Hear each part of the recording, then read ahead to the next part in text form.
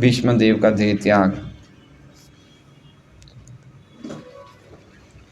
तात्पर्य अनुवाद एवं तात्पर्य कृष्ण कृपा मूर्ति श्री श्रीमद् अभय चरणारविंद भक्तिवेदांत स्वामी प्रभुपाद द्वारा। तथाप्येकांत भक्तेषु पश्य भूपानुकंपितं यन्मे संस्त्यजतः साक्षात् कृष्णो दर्शनमागतः।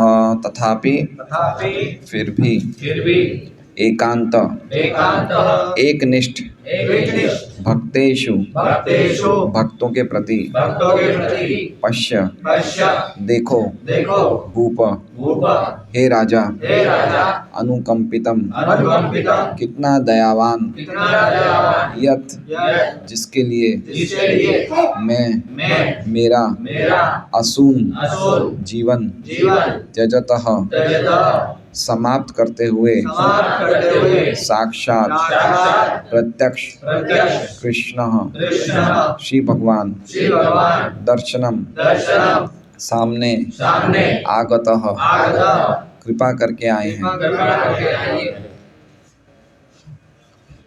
अनुवाद। सब पर समान रूप से दयालु होते हुए भी वे अब कृपा पूर्वक मेरे समक्ष आए हैं जब मैं अपने जीवन का अंत कर रहा हूँ, क्योंकि मैं उनका अनन्य सेवक हूँ।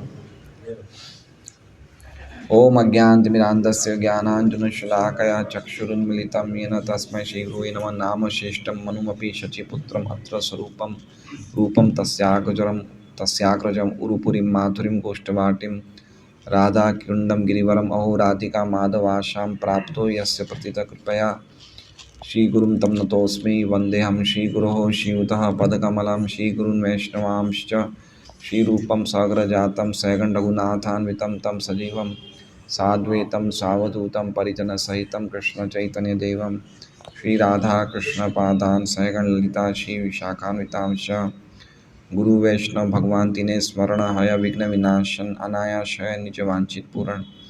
हरे कृष्णा कृष्णा कृष्णा हरे हरे हरे राम राम राम हरे हरे। तो 2-3 दिन से मुझे लेट हो रहा है, मुझे क्षमा कर दीजिए। 1-2 दिन की और बात है, फिर वापस मैं समय पे आना शुरू कर दूंगा।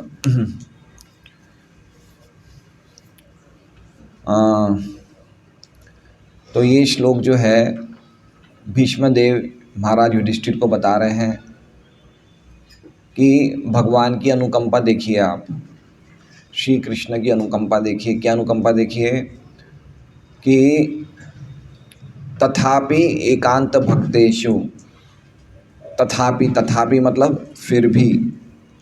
तो फिर भी क्यों कहा गया,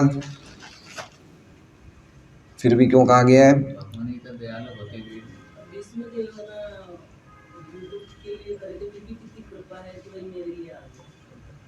पिछले श्लोक से कैसे कनेक्ट करेंगे? यद्यपि वो समदर्शी हैं, यद्यपि वो सर्वात्मन हैं। हमने देखे थे भगवान के गुण कि वो सबके हृदय में वास करते हैं, समदर्शी हैं और क्या कहते हैं, अद्वय हैं, निरंकार हैं।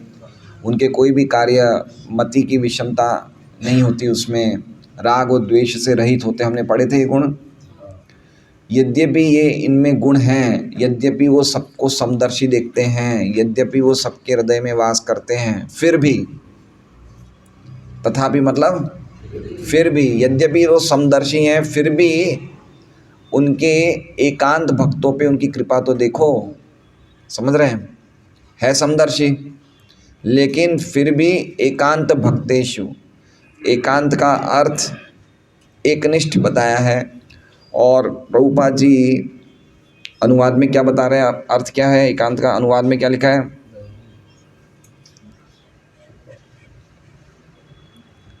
एकांत का अर्थ अनुवाद में क्या लिखा है प्रभुपाद जी ने? हैं? एकनिष्ठ तो अनुवाद में है ही नहीं, मैं अनुवाद बोल रहा हूँ। एकांत को अनुवाद में क्या बताया गया है?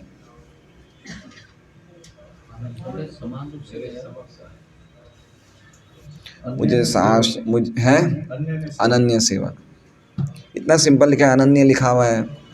एकांत का अर्थ क्या बता रहे हैं? अनन्य। मैं उनका अनन्य सेवक हूँ, एकनिष्ठ, एकनिष्ठ, अनन्य। तो अनन्य का अर्थ क्या होता है? अनन्य का अर्थ होता है जिन्होंने जीवन भर भगवान कृष्ण की भक्ति के अलावा और कोई दूसरे देवी देवताओं की उपासना नहीं करी, सिर्फ कृष्ण में ही उनकी मति लगती है। अनन्य, अन्य और कोई नहीं, सिर्फ कृष्ण ही। ठीक है। और एक अर्थ होता है कि जो कृष्ण की प्राप्ति के लिए ही कृष्ण की भक्ति करते हैं। कृष्ण की प्राप्ति मतलब कृष्ण भक्ति की, शुद्ध कृष्ण प्रेम की प्राप्ति के लिए कृष्ण भक्ति करते हैं। कृष्ण भक्ति करने का उनका और कोई दूसरा प्रयोजन नहीं होता है। वो भी अन्य की कैटेगरी में आ रहा है। समझ रहे हैं बात को? मैं जीवन भर कृष्ण की भक्ति करता हूँ, मैं अनन्य हूँ, लेकिन ज़रूरी नहीं है कि मैं कृष्ण की प्राप्ति के लिए ही कृष्ण की भक्ति करता हूँ। मेरे और भी उद्देश्य हो सकते हैं। मुझे अच्छा घर चाहिए, अच्छी संपत्ति चाहिए, मुझे सुखी होना है, मेरे वो भी उद्देश्य हो सकते हैं।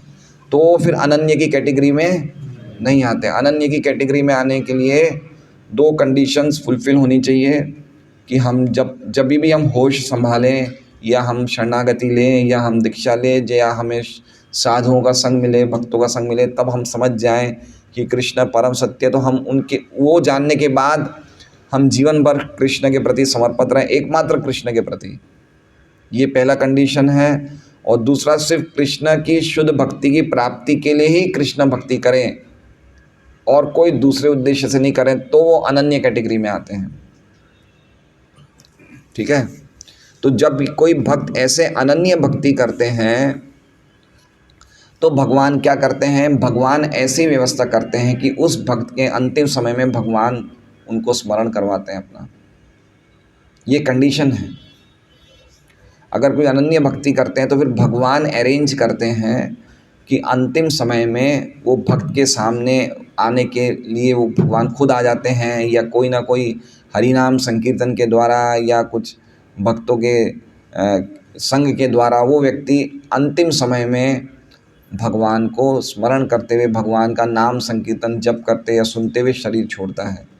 क्योंकि भक्तों के लिए ये जीवन का जीना इतना विशेष नहीं है जितना मृत्यु के त्यागते टाइम वो क्या सोच के जाता है। भक्तों के लिए बहुत विशेष घड़ी है वो, कि मैं अब प्राण छोड़ रहा हूँ, प्राण छोड़ते टाइम मुझे कृष्ण का स्मरण हो रहा है।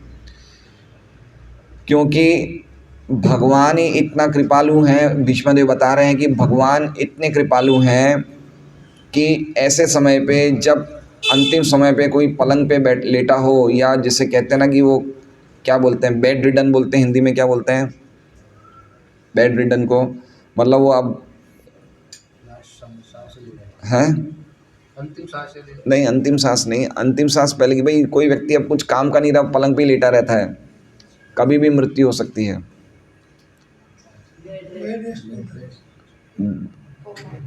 कोमा नहीं बोल सकते, कुछ पता नहीं मुझे, लेकिन एक्चुअली में कहने का मतलब है कि जब व्यक्ति बुढ़ापे में आता है और ज़्यादातर समय वो पलंग पे लेटा रहता है या कुछ काम नहीं रहता है, तो उसके बड़े हुए बच्चे, जिस उस व्यक्ति ने जीवन भर जिन बच्चों को पाला पोषा किया था, बड़ा किया था, वो भी उनके साथ ज़्यादा टाइम नहीं बैठते हैं। तो कृष्णा को बोलना चाहते हैं, युधिष्ठिर महाराज को भीष्म बोलना चाहते हैं कि ऐसे समय जब सब छोड़ के चले जाते हैं, ऐसे टाइम कृष्णा मेरे पास आए हैं। ये कृष्ण की कृपा तो देखो। तो भगवान उनके मृत्यु के टाइम पे भगवान ने ऐसी व्यवस्था करी। ये भगवान का एक और अनुभव है, ये एक और अनुभव का उदाहरण है कि उनकी मृत्यु आने वाली थी, तो ऐसे उन्होंने पूरी प्लानिंग करी कि भीष्म के से ही युधिष्ठिर संदेश सुने और पूरी दुनिया के ब्रह्मांड के ऋषियों को बुला लिया, खुद आ गए, पांडव को बुला लिया। क्यों? क्योंकि वो चाहते थे कि भीष्म मेरे अनन्य सेवक रहे हैं, तो उनको अंतिम समय में मैं दर्शन दूँ।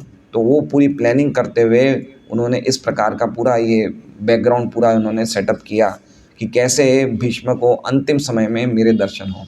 तो वो अनुकंपा भीष्म पे जो भगवान ने करी है, उसको युधिष्ठिर महाराज बता रहे हैं, है ना। तो पश्य मतलब हे भूप, हे भूप, भूप का अर्थ क्या होता है? भूप मतलब हे राजन, पश्य मतलब देखो, देखने का अर्थ मतलब समझो या अनुमान लगाओ। देखने का अर्थ मतलब खाली हम बोलते हैं ना, ये देख तुमने क्या काम किया। देखने का अर्थ खाली देखना ही नहीं होता, मतलब आप समझो भी, कुछ अनुमान भी लगाओ। तो वो कहना चाहते देखो, समझो, अनुमान लगाओ कि यद्यपि कृष्ण यद्यपि समदर्शी हैं और यद्यपि वो सर्वात्मन हैं, लेकिन फिर भी उनके एकांत भक्तों पे उनकी कृपा तो देखो। तथापि एकांत भक्तेषु पश्य भूपानुकंपितम अनुकंपितम। अनुकंपा, अनुकंपा मतलब विशेष कृपा है। जैसे तेषाम एवानुकंपार्थम, गीता जी में भी श्लोक है कि मैं उन पे कृपा करके उनके हृदय का ज्ञानता मिटाता हूँ। तो उनकी कंपा तो देखो, अनुकंपा देखो।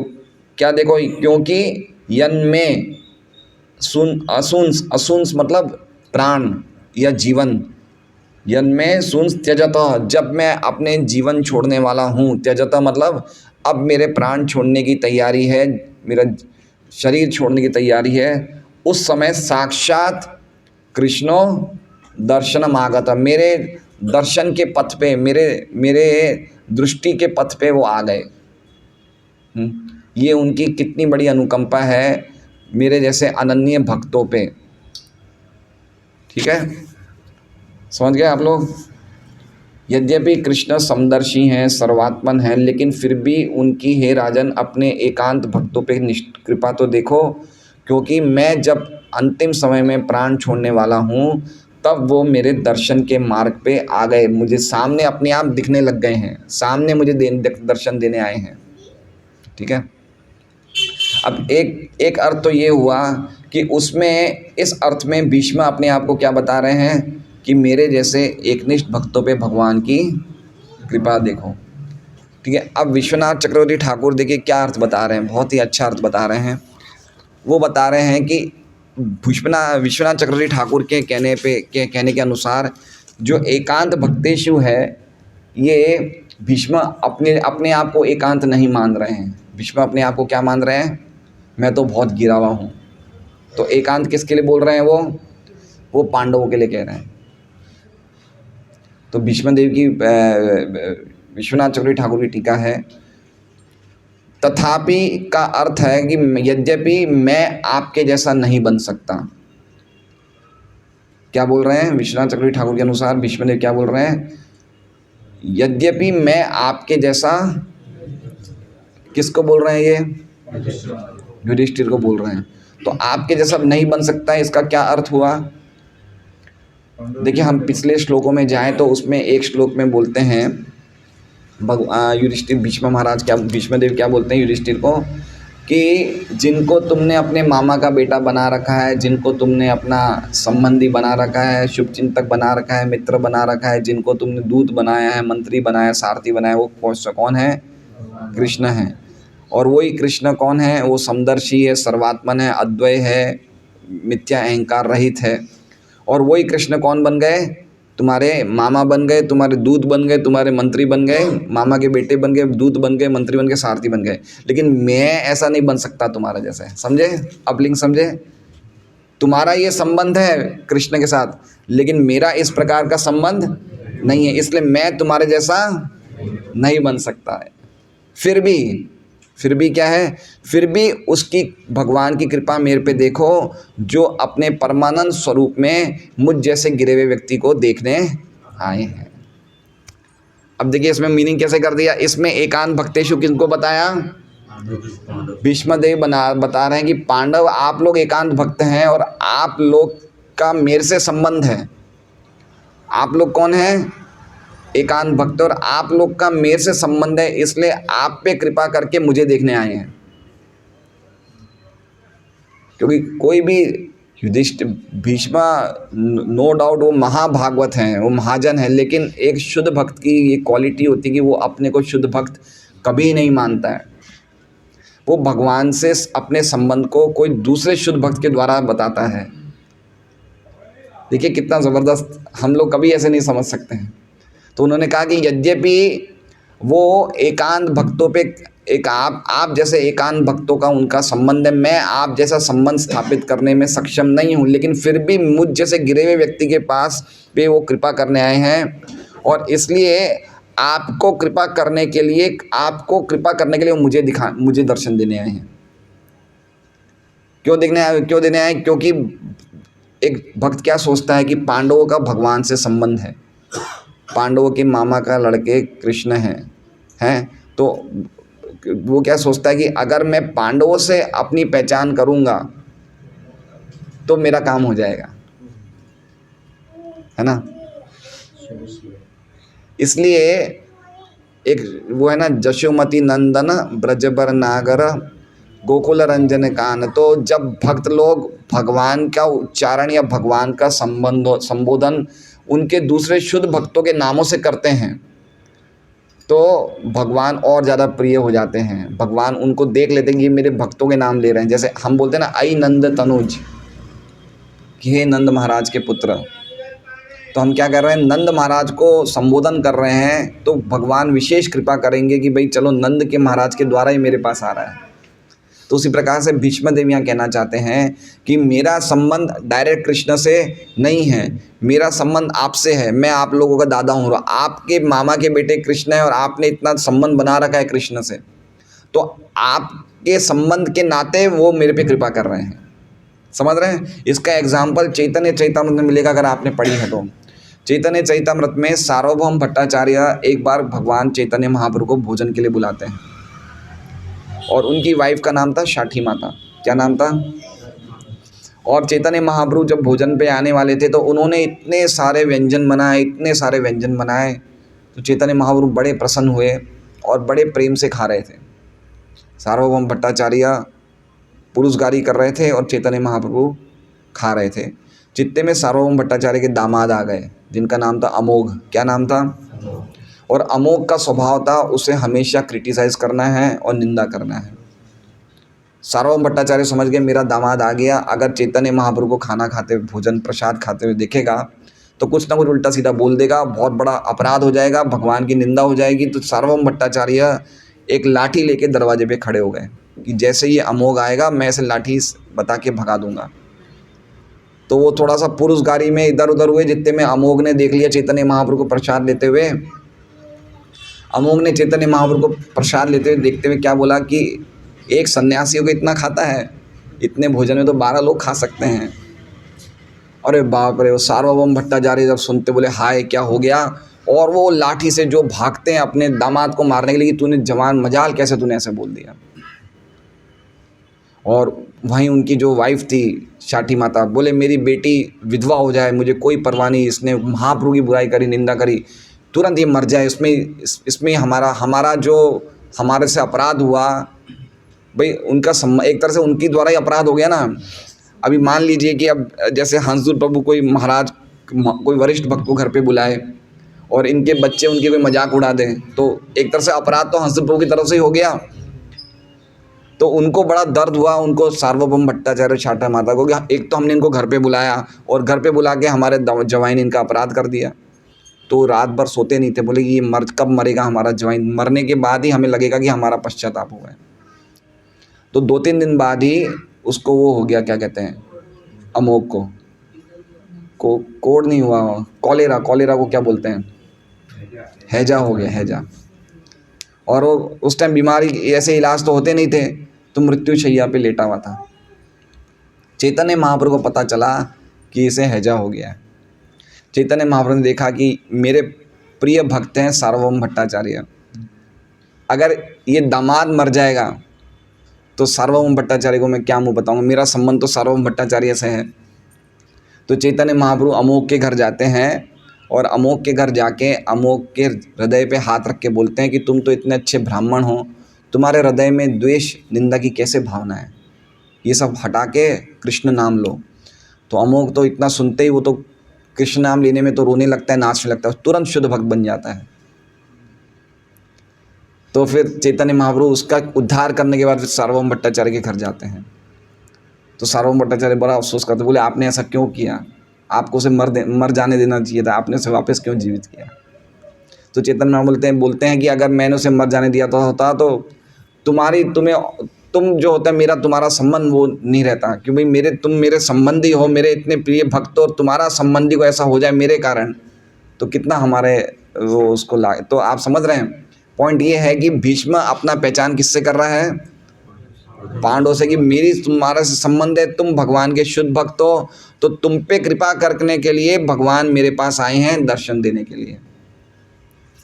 ये अर्थ बताया है विश्वनाथ चक्रवर्ती ठाकुर ने। तो इस प्रकार से दोनों अर्थ हैं, एकांत भक्तेषु के लिए भीष्म पे भी लागू है और एकांत भक्तेषु पांडवों पे भी लागू है।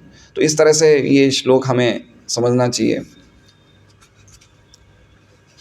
और एक और बाल प्रबोधिनी में एक बहुत सुंदर अर्थ है, उन्होंने ही कहा है कि यद्यपि भगवान श्री कृष्ण सर्वात्मन एवं समदर्शी हैं, तथापि और यद्यपि मैं भक्त द्रोही हूँ।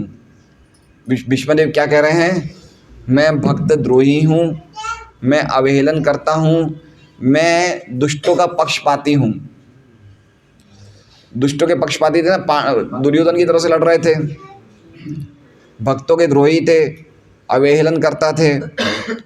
आप समझिए कि पूरी राज्यसभा में द्रौपदी का लज्जाहरण हो रहा था, भीष्म कुछ नहीं बोले, है ना।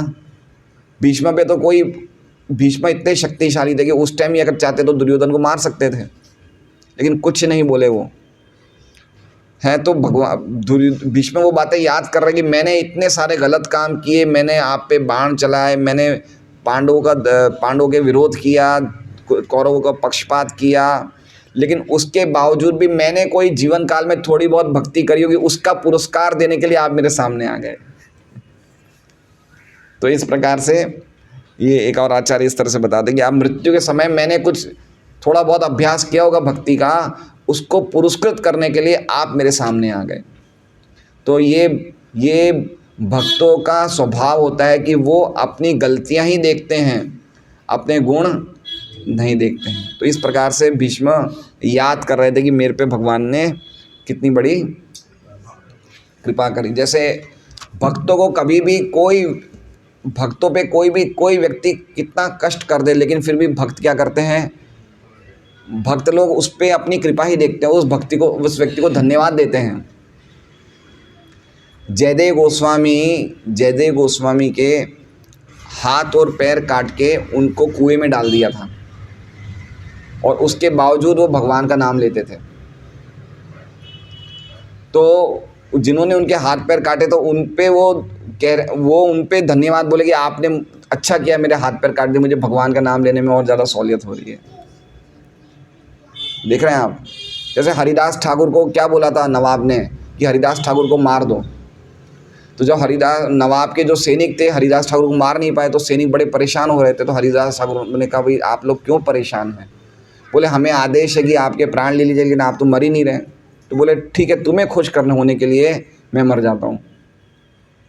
तो देख रहे हैं भक्तों का स्वभाव बताएं, भक्तों का कितना दिव्य कैरेक्टर होता है, कितना दिव्य चरित्र होता है कि हर ट्रांजैक्शन में वो अपनी गलती ढूंढते हैं कि मेरी क्या गलती है, मेरे से क्या गड़बड़ हो गई। तो वो उस तरह से भीष्मदेव देख रहे हैं कि मेरी क्या गलती रह गई, मैं कितना गिरा हुआ भक्त हूँ और पांडव कितने महान भक्त हैं। यद्यपि भीष्मदेव कोई भी स्थिति में गिरे हुए नहीं हैं, लेकिन वो अपने आप को ऐसा बता रहे हैं विश्वनाथ चक्रवर्ती ठाकुर की टीका के हिसाब से। अब हम प्रभुपाद जी की तात्पर्य पढ़ते हैं।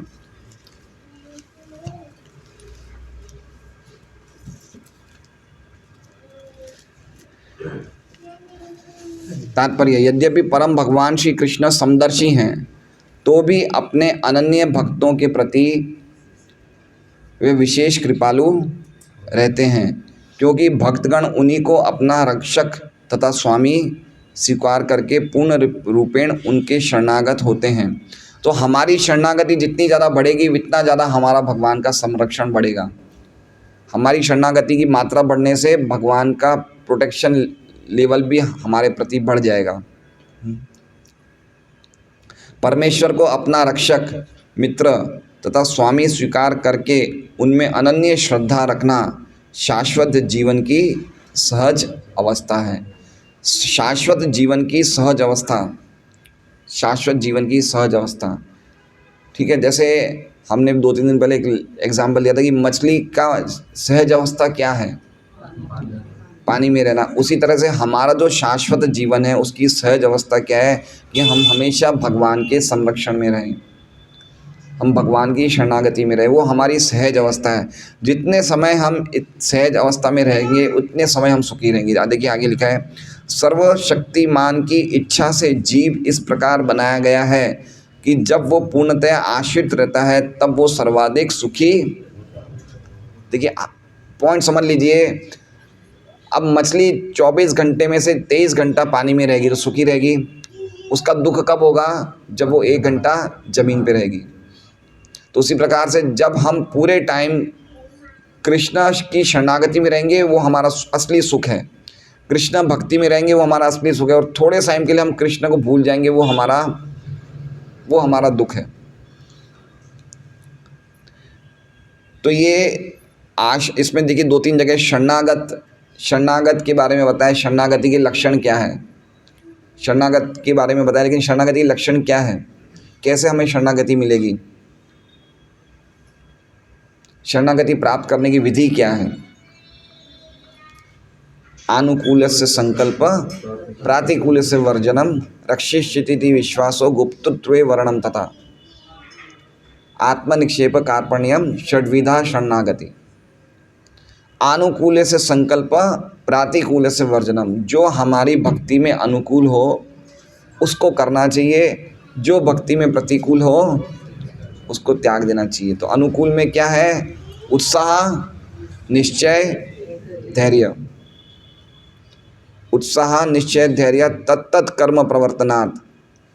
तत्त कर्म प्रवर्तनात् मतलब भक्ति के कर्म करते रहने से, भक्तिमय कार्य करते रहने से हम सुखी रहेंगे। भागवतम पढ़ना, गीता जी पढ़ना, जप करना, भक्तों का संग करना, ये हमें सुखी रखने वाले कार्यक्रम, ये शरणागति के कार्यक्रम हैं। तत्त कर्म प्रवर्तनात् संग त्यागात। संग त्यागात मतलब असत का त्याग करना, अभक्तों का त्याग करना।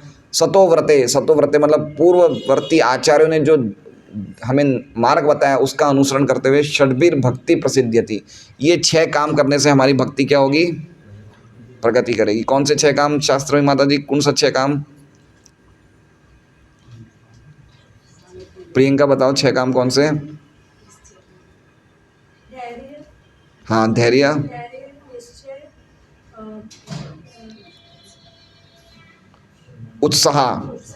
उत्साह, निश्चय, धैर्य, भक्तिमय कर्म, तत्त कर्म प्रवर्तनात्, संग त्यागात, अभक्तों का संग, और पूर्ववर्ती आचार्यों का अनुसरण। जैसा हमारे पूर्ववर्ती आचार्यों ने बताया है वैसा करना है। ठीक है, अभी हम 128 माला तो नहीं कर सकते हैं ना। प्रभुपाद जी ने कितनी माला बताई है? कम से कम 16 माला करना है। तो प्रभुपाद जी बता रहे हैं तो हम कर रहे हैं। तो प्रभुपाद जी के संपर्क में ये पूरे श्लोक का तात्पर्य समझने जैसा है कि इसमें बताया जाता है कि कोई भक्त के द्वारा हम भगवान के पास जाएं तो हम सुखी रहेंगे, डायरेक्ट जाने का प्रयास करेंगे तो गड़बड़ा जाएंगे, है ना। भक्तों के अनुगत्य में भक्ति करनी चाहिए। जैसे भीष्म अपना बता रहे हैं कि मेरा संबंध पांडवों से है, उस द्वारा मैं भगवान ने मेरे पे कृपा करी, तो उसी हिसाब से जैसा भक्तों ने बताया है अपने एग्जाम्पल से, जैसा वो बता रहे हैं अपनी वाणी से, उस प्रकार हमें करना चाहिए। और तो ये अनुकूल हो गई 6 चीज़ों। प्रतिकूल हो गई, क्या हो गई प्रतिकूल मामा जी? प्रतिकूल क्या 6 चीज़ें हैं? आनुकूल्य से संकल्प, प्रातिकूल से वर्जनम। वर्जन क्या चीज़? 6 चीज़ का वर्जन करना है। अत्याहार, प्रयासश्च, प्रजल्प, नियमाग्रह, जनसंगश्च, लोल्यम च षड्वीर भक्ति विनश्यति।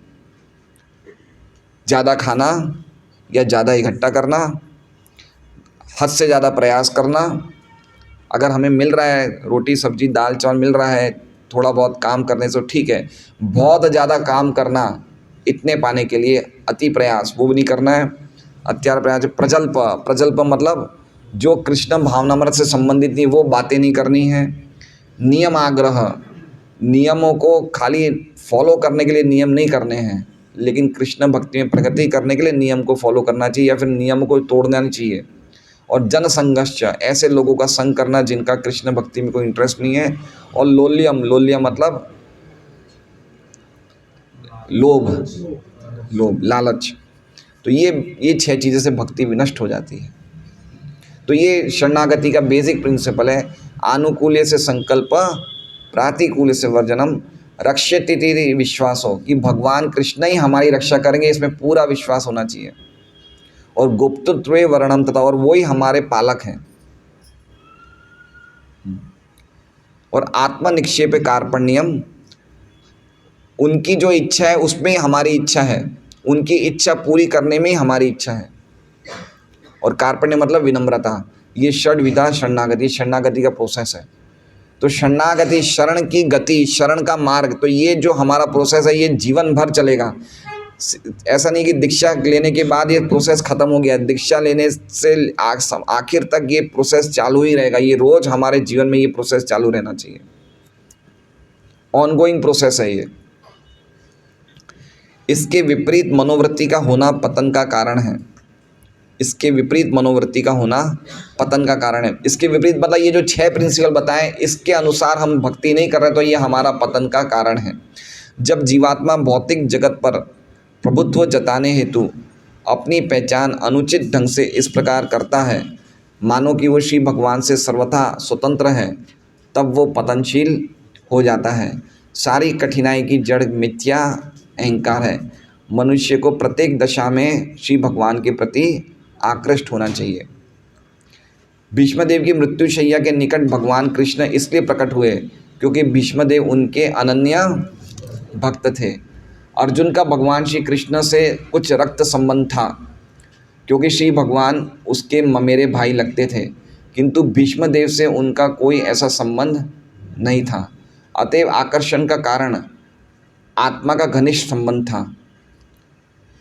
समझ गए क्या मतलब हुआ? अतएव आत्म आकर्षण का कारण क्या है? आत्मा का घनिष्ठ संबंध। मतलब भगवान से जो हमारा आकर्षण होता है वो शरीर के संबंध से नहीं होता है। किसके संबंध से होता है?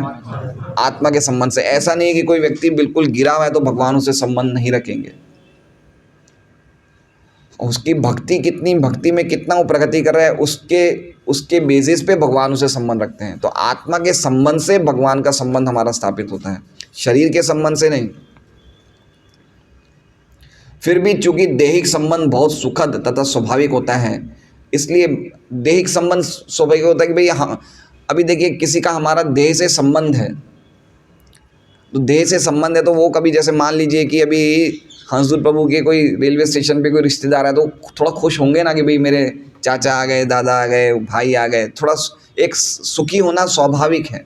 तो उसी प्रकार से जब भगवान से कोई दैहिक संबंध बनता है तो वो सुख मिलता है उसमें।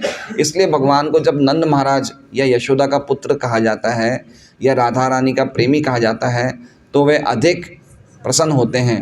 श्री भगवान के साथ इस प्रकार का दैहिक संबंध होना भी श्री भगवान की प्रेममयी सेवा के आदान प्रदान का एक अन्य लक्षण है।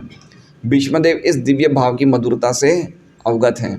अब देखिए इसमें लिखा है भीष्मदेव इस भाव की मधुरता से अवगत है, मतलब भीष्मदेव जानते हैं कि अर्जुन का भगवान से रक्त संबंध है। भीष्मदेव इस बात को जानते हैं और मेरा कोई संबंध नहीं है। यद्यपि भीष्मदेव अर्जुन बराबर के भक्त हैं, अर्जुन थोड़ी सी ऊंची कैटेगरी में है, तो इसलिए भीष्मदेव डायरेक्ट कृष्ण को अप्रोच नहीं कर रहे हैं। क्या नाम बता रहे हैं? अब देखिए इसमें क्या नाम लिखा है। वो भगवान को विजय सखे, पार्थ सखे इत्यादि कहकर संबोधित करते हैं। क्या बोलते हैं? विजय सखे। विजय सखे मतलब अर्जुन का एक नाम है विजय।